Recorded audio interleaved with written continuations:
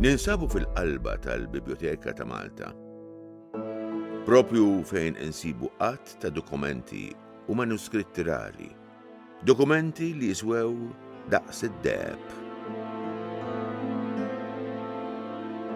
Hawn għandna ittra tar-re Enriku VIII tal-Ingilterra li kien bagħat lill-Grammastru Philippe Villiers de l'Isle-Adam. Iżda x'wassal lil Enriku VIII tal-Ingilterra biex jibgħat din l-ittra lill-Grammastru l'Isle-Adam.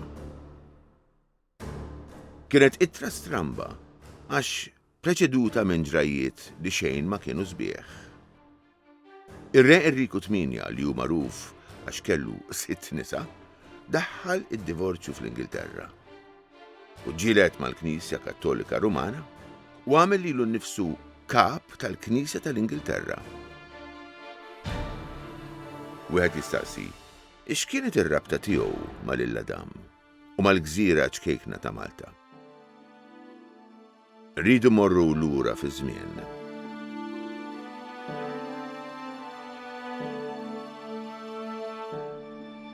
Enriku VIII kien protettur tal-Ordni ta' San Ġwan sa mill-1511 sal-1521. Il-Papa Iljun X taħ it-titlu ta' Difensur tal-Fidi wara li ħareġ ktieb kontra Martin Luteru, xi ħaġa li komplit issaħħaħ il-qagħda ta' Re Enriku fil-konfront tal-poplu u l-kleru inkluż il-Kavallieri ta' San Ġwan. Għall-ordni dan kien żmien ikraħ. Meta fl-ewwel ta' Jannar 1523 l-Ordni ta' San Ġwan tkeċċa mir-rodi mit-torok wara l-assedju ta' 6 xhur il-Kavallieri spiċċaw bla dar. Eminenza, Għajdilna x'aħbarijiet ġibtilna? ir-rejiet li jridu joħdulna l-artijiet tagħna bħalissa n-numru qiegħed dejjem jikber. U l-aħħar wieħed żgur miss jogħġbok. Għajdilna minnu? Enriku VIII. Enriku VIII tal-Ingilterra. Kif jista' jkun?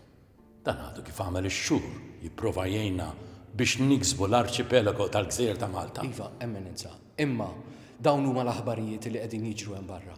U min qalli ta' min joqgħod fuqhom u qalli wkoll illi Enriku jixtieq jieħu l-artijiet li għandna fil-Brittanja kollha.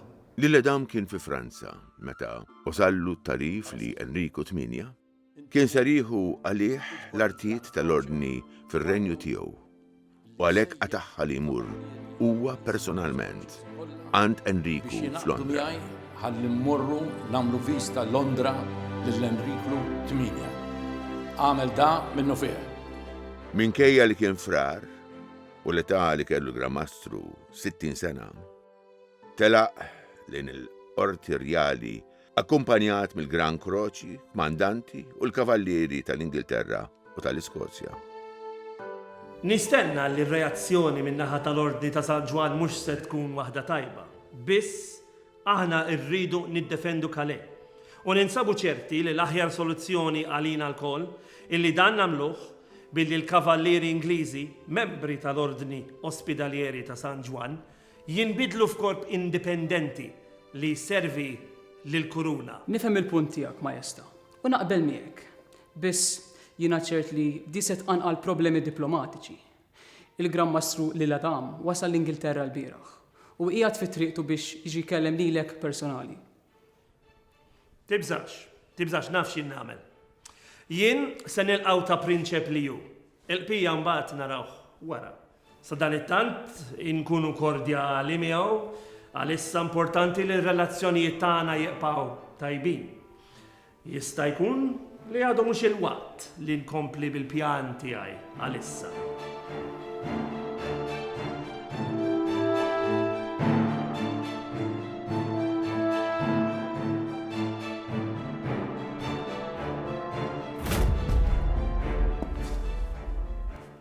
Majesta, waslet id-delegazzjoni tal-Eċċellenza tiegħu il-Gran Mastru tal-Ordni Ġerużalem Mitan, Filip Villiers de l'Isle-Adam.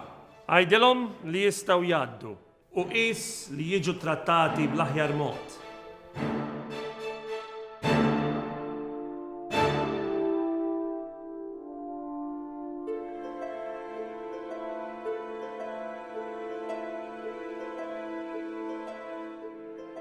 Merħba, ħabib kbir tagħna.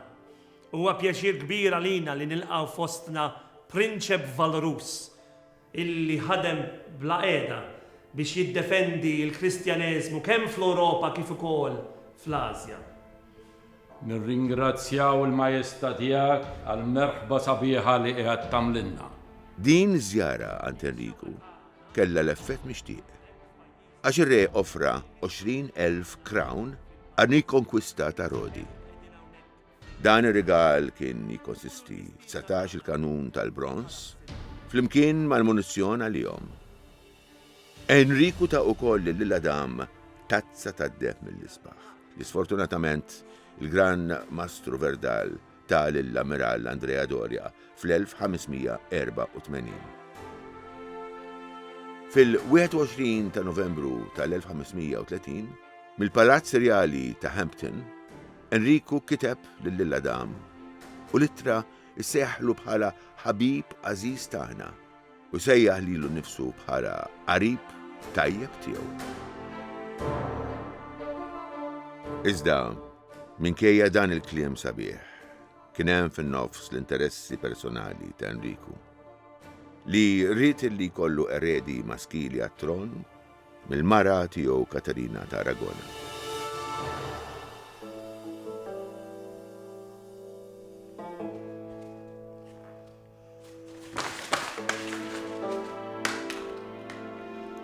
Mid-dera se jwebsu rashom. Tibżawx, nurihom jien xi jfisser illi tiġħad it-talba ta' Enriku VIII tal-Ingilterra. Irridek tafżal il-kulħadd, inkluż il-Papa f'Ruma, illi minn issa l-qudiem jien qed naħtar lil innifsi bħala l-Kap Suprem tal-Knisja fl-Ingilterra. Maesta. Ma rridx nisma' tkomplix jekk ma trix tispiċċa ħażin. Kull min ma jiċħadx lill-Papa u l-Knisja Kattolika u ma jarafx lili bħala l-Kap Suprem tal-Knisja fl-Ingilterra se jkollu jiffaċċja l-konsegwenzi. Kif jista' jkun? Kif jista' jkun? Barra minn hekk, Enriku konfiska l-proprjetà kollha li kellha l-ordini fl-Ingilterra, l-Irlanda u l-lingwa Ingliża fiħdan l-ordini ta' San Ġwan ġiet soppressa.